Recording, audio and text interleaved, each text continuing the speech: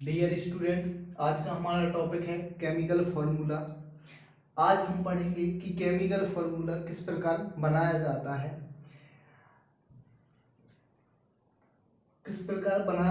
तथा इस केमिकल फॉर्मूले को रटा नहीं जाता। यहाँ पर हम समझेंगे कि कैसे कैटायन और एनायन का कॉम्बिनेशन होता है, जब जाकर एक केमिकल फॉर्मूले का फॉर्मेशन होता है।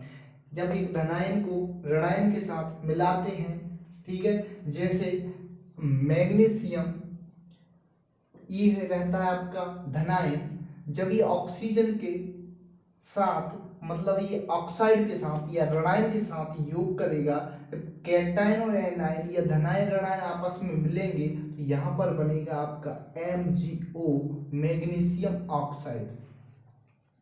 तो यहाँ पर हम समझेंगे कि मैग्नीशियम के ऊपर +2 चार्ज ही क्यों आता है, ऑक्सीजन के ऊपर -2 चार्ज क्यों आता है, या बात करेंगे हम कि क्लोरीन के ऊपर माइनस चार्ज रहता है, एल्यूमिनियम जो हमारी मेटल है उसके ऊपर 3+ चार्ज रहता है, सोडियम हो गया उसके ऊपर 1+ चार्ज क्यों रहता है। यदि हमें ये पता है या यह हम जानते हैं कि सोडियम के ऊपर 1+ चार्ज रहता है, और आपसे किसी ने पूछा है कि सोडियम ऑक्साइड का सूत्र क्या होगा, तो हमें पता है कि ऑक्साइड मतलब ऑक्सीजन के ऊपर 2- चार्ज है, सोडियम के एक एटम के ऊपर 1+ चार्ज रहता है। तो यहाँ पर बन जाएगा हमारा फॉर्मूला Na2O, जिसका नाम हो जाएगा सोडियम ऑक्साइड। ठीक है, तो यहाँ पर हम देखते हैं कि यहाँ पर सोडियम जो परमाणु है या जो एलिमेंट है, इसके ऊपर प्लस चार्ज क्यों आता है, 1+ चार्ज क्यों आता है।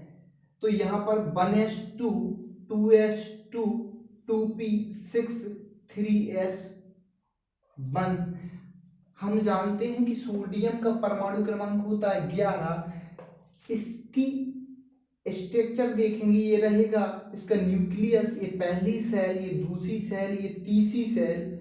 जब किसी भी परमाणु की बाह्यतम कोश में यदि 8 इलेक्ट्रॉन होते हैं तो वो स्थायी कहलाती। हम देखते हैं कि पहली सेल में इसमें 2 इलेक्ट्रॉन है, दूसरी में 8 है, तीसरी में कितने होते हैं, इसमें 1 इलेक्ट्रॉन होता है।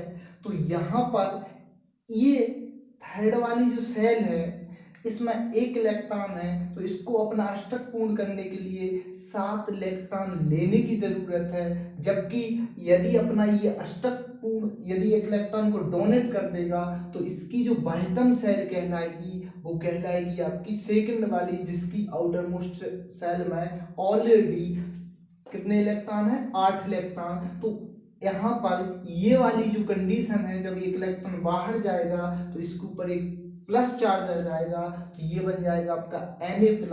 समझ आया यहाँ पर।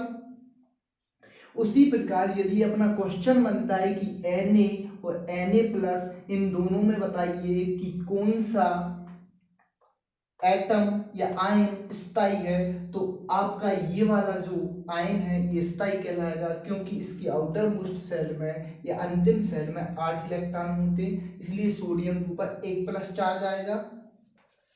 उसी प्रकार से हम देखते हैं कि मैग्नीशियम Mg परमाणु क्रमांक होता है 12, 1s2 2s2 2p6 3s2 3p0। इसकी बाह्यतम कोश में कितने इलेक्ट्रॉन होते हैं, 2। तो ये धातु है, तो ये धातुएं क्या होती, धातु किसे कहते हैं, वे तत्व जो इलेक्ट्रॉन डोनेट करते हैं धातुएं कहलाती हैं। तो ये बाह्यतम कोश में 2 इलेक्ट्रॉन है, ठीक है, तो ये 2 इलेक्ट्रॉन को डोनेट करके कौन सी कंडीशन में आ जाएगी, स्टेबिलिटी की कंडीशन में आ जाएगी। मैग्नीशियम ये बन जाएगा मैग्नीशियम धनायन। तो अब यहां पर यदि ये 6 इलेक्ट्रॉन गेन करेगा Mg6- चार्ज, तो यहां पर इसके पास जो न्यूक्लियर चार्ज है या नाभिक के पास इतनी पावर नहीं होती कि इसको खींच के रख सके, 6 इलेक्ट्रॉन इसमें और आ सके, इसलिए यह आसानी से 2 इलेक्ट्रॉन को डोनेट कर देता है, इसलिए मैग्नीशियम के ऊपर +2 चार्ज आते हैं। उसी प्रकार देखते एल्यूमिनियम, एल्यूमिनियम का परमाणु क्रमांक 13 होता है। यहाँ पर हम इलेक्ट्रॉनिक विन्यास बनाएंगे 1s2 2s2 2p6 3s2 3p1। अब इसकी आउटर मोस्ट सेल में 3 इलेक्ट्रॉन है, जबकि इसको अपना ऑक्टेट कंप्लीट करने के लिए 5 इलेक्ट्रॉनों की आवश्यकता होगी, लेकिन 5 इलेक्ट्रॉन गेन करने के लिए इससे ज्यादा एनर्जी की जरूरत पड़ेगी, लेकिन यह 3 को आसानी से डोनेट करके किसमें कन्वर्ट हो जाएगा, एल्युमिनियम 3+ चार्ज में। अब आपको समझ आ गया होगा कि यहाँ पर इनके ऊपर प्लस चार्ज क्यों आते हैं और किसके ऊपर कितने प्लस चार्ज आते हैं। अब बात आती है हमारी इन ऋणायनों की, ठीक है, एनायनों की, कि क्लोरीन जो है Cl, ठीक है, इसके ऊपर 1- चार्ज क्यों आता है, 2- चार्ज क्यों नहीं आता, 3- चार्ज क्यों नहीं आता। तो यहाँ पर हम देखते हैं कि क्लोरीन का जो एटॉमिक नंबर होता है या परमाणु क्रमांक होता है 17। जब हम इसकी एटम की स्ट्रक्चर देखेंगे तो ये रहेगी आपकी पहली सेल, ये दूसरी, ये वाली कहलाएगी तीसरी। तो यहाँ पर 1s2 2s2 2p6 3s2 3p5। तो पहली सेल में 1s2 मतलब पहली कक्षा में कितने इलेक्ट्रॉन, 2, दूसरी वाली में 8, तीसरी वाली की बात करते हैं हम तो इसमें कितने होते हैं, 7।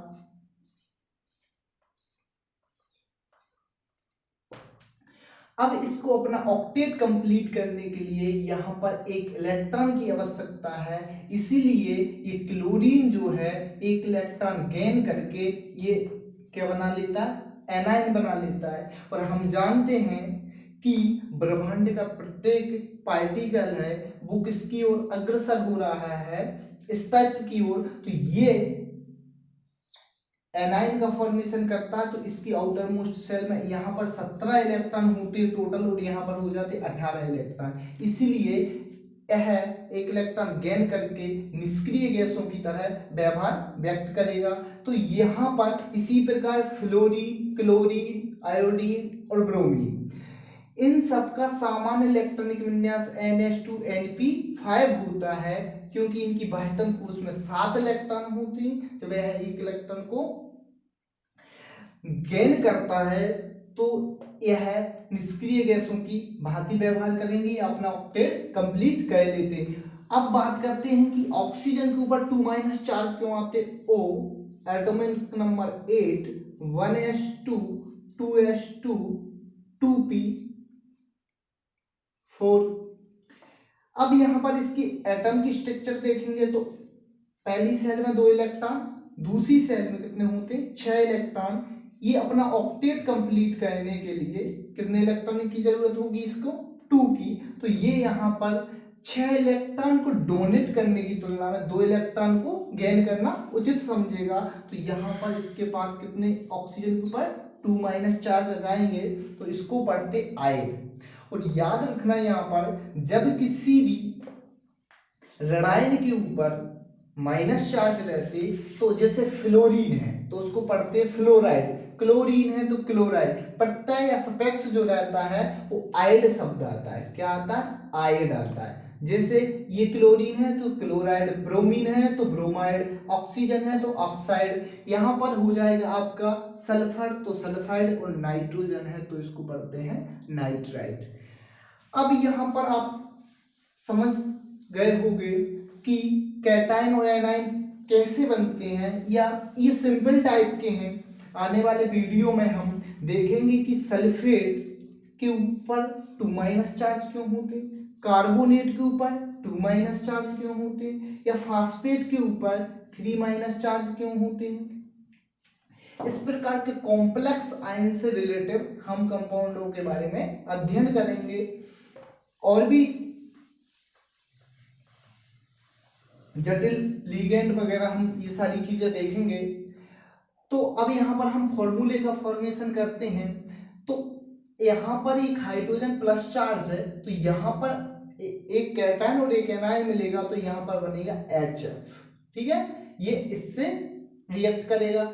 उसी प्रकार से इससे कराएंगे तो HCl, इससे होगा तो HI, इससे होगा HBr, इससे कराएंगे तो H2O वाटर बन जाएगा, इससे कराएंगे H2S बनेगा, इससे कराएंगे तो NH3 बन जाएगा। तो यहाँ पर हो जाएगा आपका इनके IUPAC international union of pure and applied chemistry अंतरराष्ट्रीय संघ के अकॉर्डिंग इनके जो नाम रहेंगे, पहले कैटाइन का नाम, उसके बाद एनाइन का नाम। हमेशा जितनी भी मेटल रहती हैं उनका नाम में कोई चेंज नहीं होता, इसलिए यहाँ पर हाइड्रोजन फ्लोराइड, क्योंकि मैंने पहले ही बता दिया कि माइनस चार्ज रहता है उनके नाम के अंत में, जो प्रत्यय रहता है उसमें आइड शब्द का उपयोग किया जाता है। Hydrogen fluoride, hydrogen chloride, hydrogen iodide, hydrogen bromide, hydrogen oxide, hydrogen sulphide, इसको बोलते अमोनिया, या बोल सकते हो आप यहां पर ये बन जाएगा आपका हाइड्रोजन नाइट्राइट। बात करते हैं फिर यहाँ पर सोडियम, तो यहाँ पर बनेगा NaF जिसको बोलेंगे सोडियम फ्लोराइड, फिर बनेगा NaCl नमक का साल्ट जिसे सब आप सभी जानते हैं, सोडियम क्लोराइड, फिर बन जाएगा Na sodium iodide, NaBr sodium bromide. इसी तरीके से आप बनाओगे यहाँ पर Na2O, फिर बनेगा आपका Na2S, Na3N, इनके नाम हो जाएंगे sodium fluoride, sodium chloride, sodium iodide, sodium bromide, sodium oxide, sodium sulphide, sodium nitrite. इसी प्रकार से यहां पर इसका नाम बनेगा पोटेशियम फ्लोराइड, पोटेशियम क्लोराइड जिसको KCl पढ़ते हैं, potassium iodide, potassium bromide, potassium oxide, potassium sulphide और पोटेशियम नाइट्राइट। यहां पर R B rubidium fluoride, rubidium chloride, rubidium iodide, rubidium bromide, rubidium oxide, rubidium sulphide और रुबेडियम नाइट्राइट। क्योंकि आपको यदि यहाँ पर एक कैटायन है और यहाँ पर इसके ऊपर एक माइनस चार्ज है, तो आपको उसी प्रकार से यहाँ पर कॉम्प्लेक्स ये जो कंपाउंड बनाने के लिए, जैसे सीजियम है, और यदि हम इसके ऑक्सीजन के साथ रिएक्ट करके बनाएं तो हमें पता है कि इसके ऊपर 2 माइनस, तो ये इससे न्यूट्रल हो जाएगा, तो आपको एक कैटायन की और जरूरत पड़ेगी, तो इसे एनायन से मिल जाएगा। तो इनको कॉम्बिनेशन करके लिखेंगे CH2O, क्या होगा, सीजियम ऑक्साइड। इसी तरीके से आगे चलते बनाते हैं हम, यहाँ पर हो जाएगा आपका caesium fluoride, caesium chloride, caesium iodide, caesium bromide, caesium oxide, caesium sulphide, caesium nitrite. फिर बनेगा आपका beryllium fluoride, beryllium chloride, beryllium iodide, beryllium bromide, beryllium oxide, beryllium sulphide, beryllium nitride. तो यहां पर बन जाएगा आपका Be3 या Ve3 का होल थ्राइस N2 बनेगा, जिसका नाम हो जाएगा बेरिलियम नाइट्राइड। अब बात करते हैं हम आगे चल के मैग्नीशियम की, तो यहां पर बनेगा magnesium fluoride, magnesium chloride, magnesium iodide, क्योंकि इसके ऊपर एक माइनस चार्ज है, यहाँ पर 2 प्लस चार्ज है, यहाँ पर आयोडीन 2 रहेंगे, magnesium bromide, magnesium oxide, magnesium